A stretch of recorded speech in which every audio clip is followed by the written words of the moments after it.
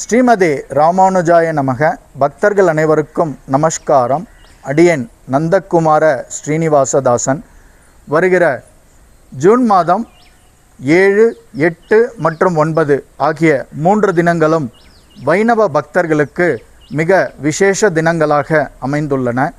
காரணம், ஜூன் மாதம் 7ஆம் தேதி சனிக்கிழமை பாண்டவ நிர்ஜல ஏகாதேசி. ஒவ்வொரு ஏகாதேசியும் சிறப்பு வாய்ந்தது. இந்த ஏகாதேசி மிகவும் சிறப்பு வாய்ந்தது. அதுவும் சனிக்கிழமையிலே இந்த பாண்டவ நிர்ஜல ஏகாதேசி வருவதால் மிகவும் பிரசித்தி பெற்றது. பக்தர்கள் ஜூன் மாதம் 7ஆம் தேதி இந்த ஏகாதேசி விரதத்தை அனுஷ்டித்து பகவானுடைய திவ்ய திருவருளுக்கு பாத்திரமாகலாம். அடுத்ததாக ஜூன் 8 மற்றும் 9 ஞாயிறு மற்றும் திங்கட்கிழமைகளுக்கு உண்டான விசேஷங்கள். அதாவது ஜூன் மாதம் 8ஆம் தேதி ஞாயிற்றுக்கிழமை சுவாதி நட்சத்திரம் மற்றும் விசாக நட்சத்திரம் சேர்ந்து வருகிறது. பகவான் ஸ்ரீ நரசிம்மருடைய ஜென்ம நட்சத்திரமான சுவாதி நட்சத்திரம் ஜூன் 8ஆம் தேதி வருவதால் அன்று சில வைணவ ஆலயங்களிலே ஸ்ரீ நரசிம்ம ஜெயந்தி, பகவான் ஸ்ரீ நரசிம்மர் அவதரித்த திருநாளான நரசிம்ம ஜெயந்தி விசேஷமாக கொண்டாடப்பட உள்ளது.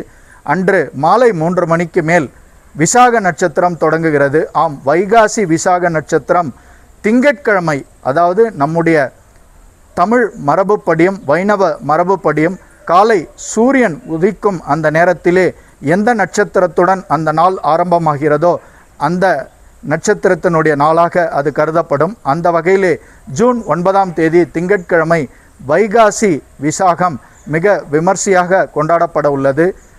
ஸ்ரீ நம்மாழ்வார் 12 வைணவ ஆழ்வார்களுள் பிரசித்தி பெற்ற ஆழ்வாரான ஸ்ரீ நம்மாழ்வார் அவதரித்தது இந்த வைகாசி விசாக நட்சத்திரத்தன்று. தமிழ் வேதம் அல்லது திராவிட வேதம் என்று அழைக்கப்படும் 4000 திவ்ய பிரபந்தம் வாயிலாக 1296 பாசுரங்களை ஸ்ரீ நம்மாழ்வார் நமக்கு அருளியுள்ளார்.